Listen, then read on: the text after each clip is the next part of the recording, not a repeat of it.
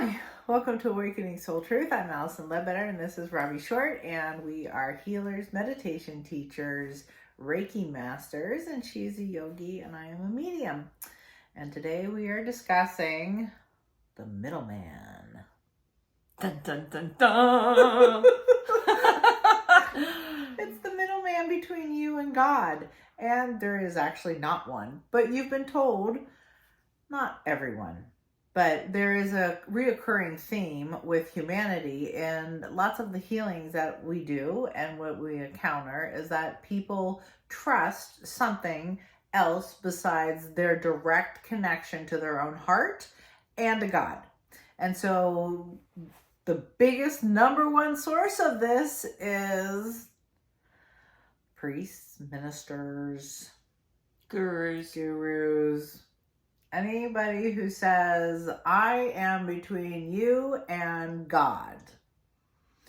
There's not a middleman. And I think this is one of my biggest messages, like purposes in life, is to help people understand you have a direct communication with God.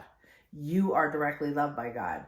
God is your source. If you want to change that word to love, you have a direct relationship with love. Love is your source. Like, this is the most important fundamental relationship of your life, and there's not a middleman. Yeah, no middleman is needed. Even though I grew up in a church that was more Protestant, and we didn't have priests, and we didn't have any sort of setup where you had to go confess privately or anything of that nature. I remember my father always having to counsel people. And I remember him being kind of put up on a pedestal and getting involved as a middleman in a lot of different scenarios and situations, you know, just to help people through hardships. And you're saying that was more than just friendship. It was actually, he was taking on the role of communicating for God to assist them. No, he didn't actually take on that role, but I felt like they gave him that role. Got it. Does that make sense? Yeah, they gave him that power. Yeah. Definitely not Catholicism, but in Catholicism, you know, back in the day, they would even have people pay in order to be forgiven of their sins. Now it's more of a confessional where they go to the priest to actually confess everything. Well, right, but you still have to pay your 10%. You have to tithe. Right. So they're still paying.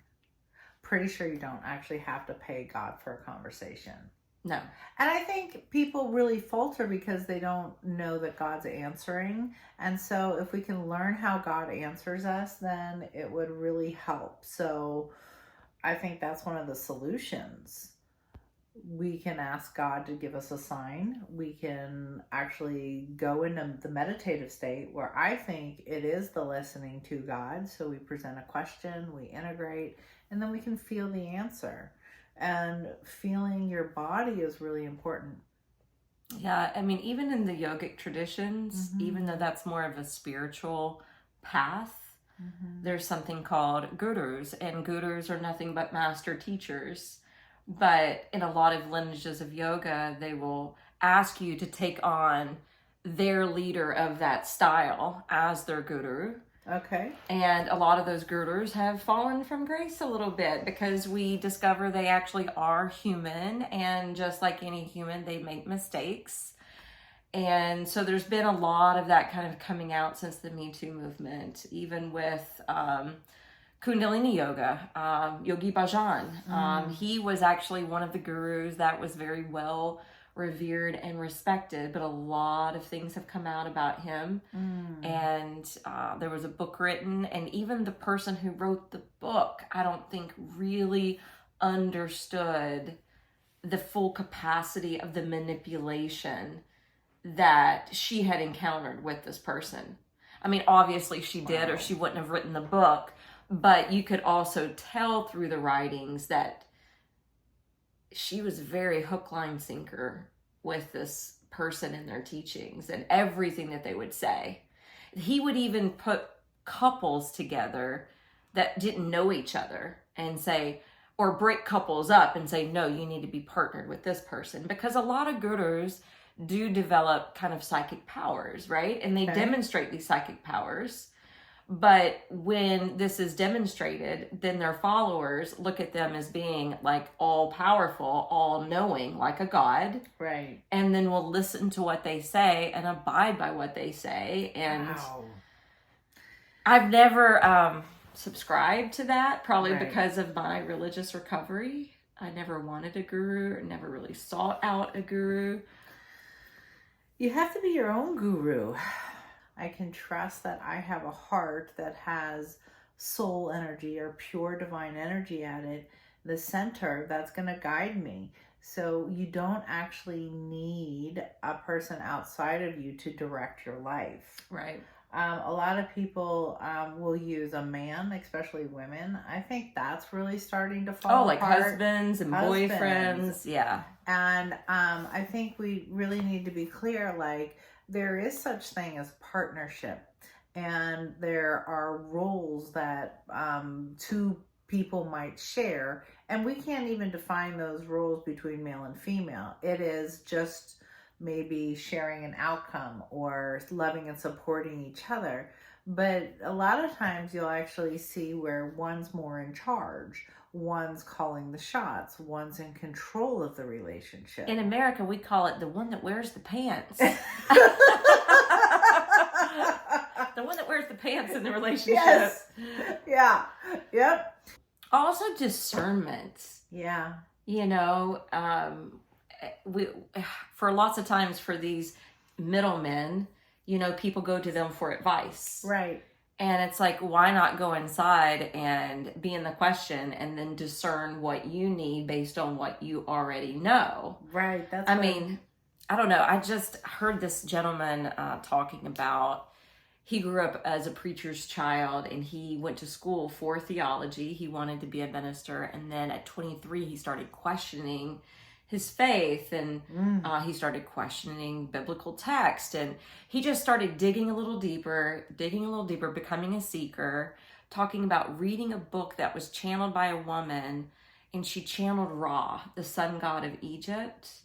And the book is called All Is One. I have not read this book, but he was saying that part of the main teachings were know thyself, love thyself, and create. Oh, yes. Think is what the mystery schools were all about in ancient times. It's about integrating into your own source of wisdom and feeling that wisdom. I do use things to stimulate my sense of discernment. I like to listen to other people's stories or channelers or people that have an opinion on our past of humanity. Excuse Bless me. you. Thank you. Bless you. And what I do is when I listen to that, I allow my body to feel if it resonates or doesn't resonate. Yeah, I do the same thing, because there's a lot of things that I'll agree with almost 100%, but there may be some piece of the story or something they're saying. I'm like, no, I don't, that's not on my timeline, or I don't agree with that, or that doesn't resonate as truth for me. And that's okay. Mm-hmm. I think the other really big problem that we have about trusting the divine or trusting God and not having a middleman is that we have a society that institutionalized the opposite of this relationship and makes lying a regular affair. It's like we're unconscious. Well, I guess we have been unconscious. It's not like we've been unconscious. We haven't been willing to look at the truth or take responsibility for ourselves. And they've made it really difficult to take responsibility for ourselves. Like, here are the things as an adult you have to do to take responsibility for yourself. Like, you need to pay taxes first, get insurance, do what's your medical care plan? And none of it has said the most important and valuable relationship is the one you have with your own heart or your soul or with God. And yet that's where our wisdom is. And that wisdom applies to everyday life. So many people are like, well, that's just ethereal. Oh, hell no. It is so much. It's so much about how to live day to day. It's so much about, hey, take a left here, go down this road. It really is practical wisdom for every day. And again, you don't need the distractions of what society puts first, and you don't need a middleman. And it's quite interesting that we're talking about the middleman today and mentioned the Vatican when the Yes. Vatican just put out a public statement or announcement last week that they are now going to be kind of the leaders in charge of any type of paranormal or supernatural kind of events, that it will go through the Vatican so that they can verify if it is in fact a paranormal or supernatural event. Right. Now, I feel like I should just move into the Vatican and discuss my day. It's kind of, right? Yeah. I want to be there for that conversation. It's daily. So I find it fascinating that when the matrix is shifting, right? The dark matrix dissolving, the light matrix is forming and getting stronger, the veil is lifting and getting thinner, that because of this, we do expect to have more interactions with the spiritual world. There may be an uptick of apparitions. There may be an uptick of UFO scenarios or meetups with extraterrestrial beings, because they're here. They're here to watch the show. They're here to watch and observe the ascension. Just, if anything, out of curiosity. Some are here to support us. Some are here to not support us and try to derail us. That's a really good point. Part of this not having a middleman means there might be something unseen for you that's a middleman. When you do have a relationship with the divine and we're awakening and we become aware of, oh my God, I have a middleman in the other plane. I just had a client who had this happen. She was hearing voices. Okay, can I stop you just a second? What's the difference between you talking to, say, my spiritual guide versus a middleman? Do you see what I'm saying? Right. Because you're using that as a source of information. Great question. You're allowed to have guides on the other side. It's pretty common to have guides. Two things, and I had to teach this yesterday. Two things that are really important about guides is that they'll never enter your body, that it's exterior.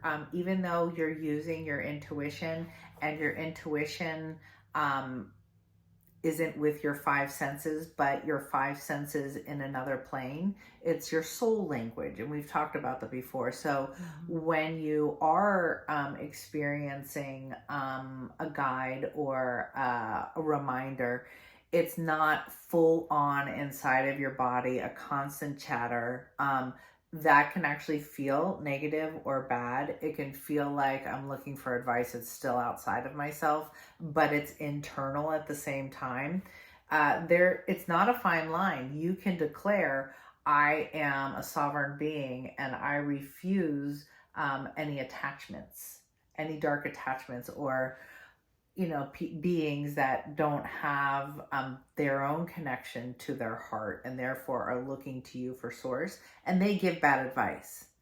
Okay. And so this scenario yesterday, they were inside the person? She literally had attachments. Okay. And they had been talking to her for 2 years. And when she went through this awakening process, and this is kind of scary, she went through an awakening process, felt really alive. She had been meditating every day. She had really had this wonderful growth internally. And this group of beings attached to her and literally replaced her conversation with God. Oh, whoa. And she didn't really realize it at first. And then she started asking questions. Are you here for my highest good? Are you here to promote love? And did they answer? She got a response, and that was, we are we're your go-between, you and God. She actually got that as an answer. And I was like, there's your problem. And that's what led us to do this episode, because it's like, why are we believing in entities on the other side when you can't see them? You might think it's your own voice. Well, your own voice and connection to God is going to feel peaceful. It's going to feel loving, even if it's hard information. We know sometimes when we have to do hard things, and we can still be greeted with love and support for that change. So the Vatican has been serving as a go-between. Well, yeah, and now they're wanting for anyone that has an apparition of Mother Mary to come to them first. Oh. To verify whether or not that was truly Mother Mary.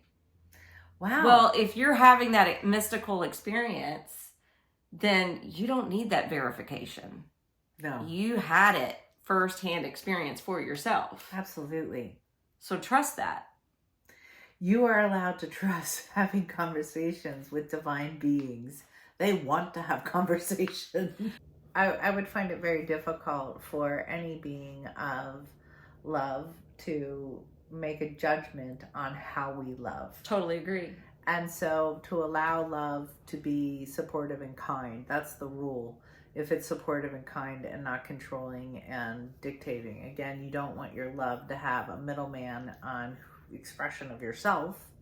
It's just their nature. We all have our own divine nature. Yes. You are your own human nature.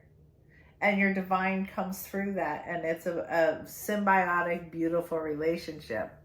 Oh, that's the other thing. Saying that the human body is sinful or bad. I mean, that comes from the church and a misinterpretation of, I would say, God's or Jesus's truth. I feel it's so bizarre. Why would you be given a body and said, hey, this is your temple, this is what you're to create through, and then call it sinful? What in the world? What kind of message is that? Not sinful. Mm-mm. So be who you are, be honest with yourself, turn inward and talk to God directly. And the other thing is, I don't think God would shame you. So if you go inward and you're like, and I'm feeling shameful about that, you need to really double check. You need to be like, is that God's voice or is that my minister's voice? Or is that God's voice or is that my mom's judgment? Well, the problem is with any type of religious organization, they're going to put a lot of judgment there. Yeah. And we don't look at God as being judgmental. Mm-mm.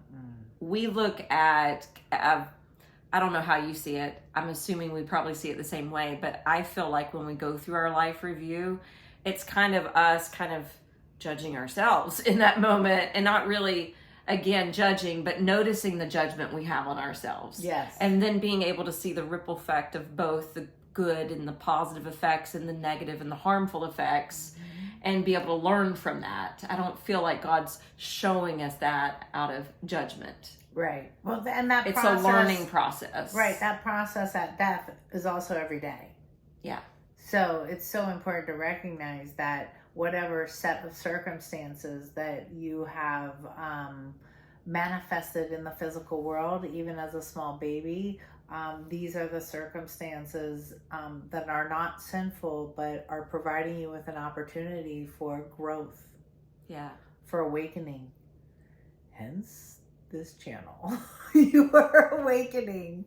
The whole design, your entire reality in your relationship with your heart is about awakening, and circumstances and personality is just a factor in that long game. I love that I heard the man speaking about the book of Ra. Yeah. Because it seems so simple of a recipe. Know thyself, love thyself, and create. Yeah. It sounds so simple. It really is. But if you miss one ingredient of that recipe... Yeah. You're going to be looking for the middleman. Yeah. As an outside source. Yeah. I think a really good affirmation for today is I believe in who I am. I'm trusting the divine within. And I have a direct connection. Direct connection to love, to God. Oh, and don't forget to accept God's love. So part of the reason why we stop that is because of judgment. So no middleman, accept God's love. You're perfect just the way you are. I'm not going to sing it. I'm not going there today. Go ahead, you gotta sing it now. Let's get her to sing. No. What is it? You gotta sing it. I don't remember. Well, no, we're cutting that off. We're cutting that off. All right. But there is a song for that. Just the way you are. Something like that. There, I did She it. has such a pretty voice. Just the way you are. I love who I am, just the way I am. Thanks for joining us today. Namaste.